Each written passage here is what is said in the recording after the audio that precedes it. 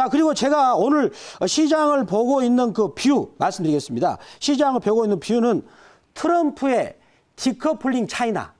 자, 그게 무슨 말인가 좀 더 제가 칠판을 말씀드리겠는데, 그게 이게 무슨 얘기냐면, 이제는 이제 트럼프가 중국을 패권 상대로 보면서 본격적으로 중국을 차별화시키는 전략. 그러한 전략이 인도에서 먼저 나왔지 않습니까? 이제는 북한에서 나올 수가 있다. 제가 그거를 좀 이따 칠판을 보면서 말씀드리겠는데, 자, 그러면 거기에 따른 종목 한번 보겠습니다. 가격 본다음 매수가 14,800원. 푸른 기술이 되겠습니다. 자, 그러면 제가 푸른 기술을 왜 들고 왔는가를 제가 칠판을 보시면서 말씀을 드리도록 하겠습니다. 이번에 이제 미국 이런 얘기가 나오고 있어요. 지금 결론도 말씀드리면, 자, 김여정 이분이 미국을 방문할 가능성이 있다. 이게 나오고 있습니다. 이게 지금 나온 배경이 뭐냐면, 그 미국 대선이 가까워졌을 때에 가장 극적인 하이라이트를 장식할 수 있는 게 뭘까요? 지금 트럼프로서는.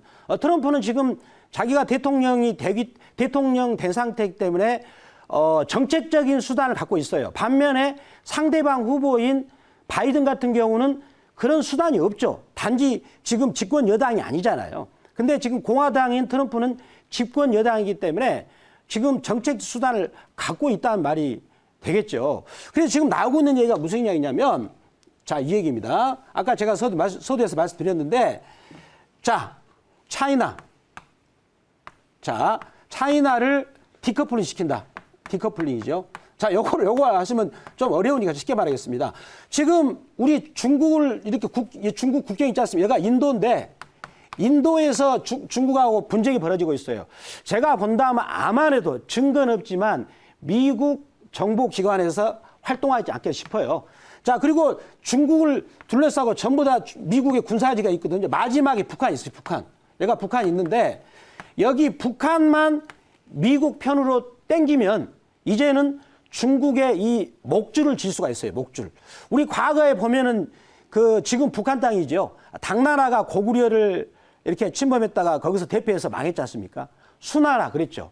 그러니까 북한은 중국한테 지정학적으로 굉장히 중요한 그런 위치가 되겠는데, 여기서 지금 이런 얘기가 나오고 있습니다.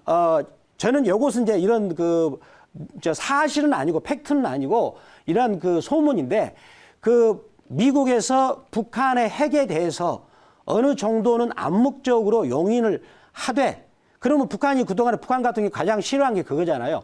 핵을 내놔라. 핵을 내놨다가는 시리아처럼 당할 수가 있지 않습니까? 그래서 그냥 모른 척 하되, 그렇게 하면서 북한의 제재를 풀어주게 된다면 북한도 약간 이제 안심을 하고 이제 미국과 빅딜을 할 수가 있다. 근데 이러한 것들이 가장 극적인 효과를 터뜨리기 위해서는 이제 여자인, 더군다나 여자기 때문에 얼마나 효과가 좋겠어요. 그래서 김여정 씨가 미국을 방미를 해서, 그러니까 더군다나 대선 임박해서 통해서 하게 된다면 그런 시나리오도 지금 나오고 있어요. 물론 이거는 외교적인 시나리오이기 때문에, 외교적인 시나리오는 절대 여러분들 또 전략이 노출되지 않습니다. 그 전략이 노출되는 순간 그 전략은 패하게 되는 거거든요.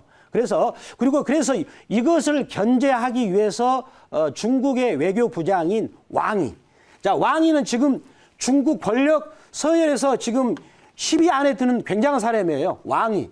이 사람은 굉장히 좀 똑똑한 사람인데, 이분이 방안을 할 수 있다. 견제하기 위해서. 자, 왜 했습니까? 폼페이오란 분이, 이분이 이제 우리나라를 10월 7일 날 오거든요. 10월 7일 날 확정은 아닌데 올 가능성이 있어요.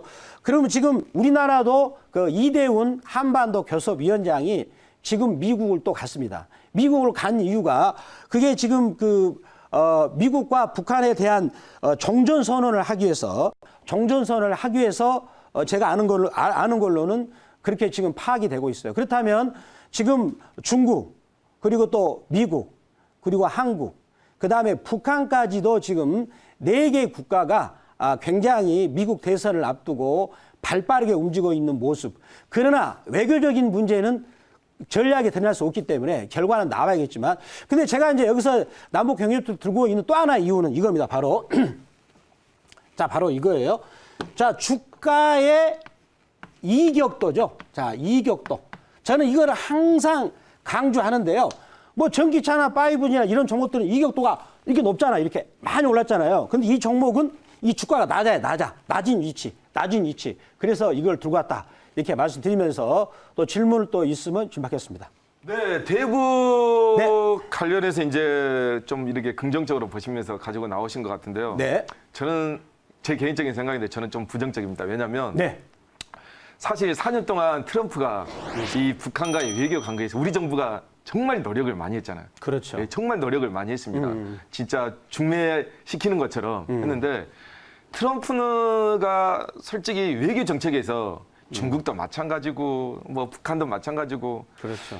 이게 좀 이렇게 협상하고는 좀 이게 왜 너무 이게 이게 뭐 또 재벌이어서 그런가 하여튼간 마인드가 앞치기 뒤치 다 하죠. 예, 하여튼간 되게 좀 강성파예요. 부러지는 스타일. 그러다 보니까 지금 사실 여론도 많이 안 좋아요. 오늘 보니까 트럼프 그 틱톡 중국을 제재하기 위해서 거기에 대한 다운로드를 금지했는데 네. 법원에서 이제 그걸 제재하는. 네. 그러니까 지금 트럼프가 힘이 빠지는 양상이거든요. 사실. 그래서 이번에 이제 재선이 되게 되면 얼마 남지 않았지만 네네네.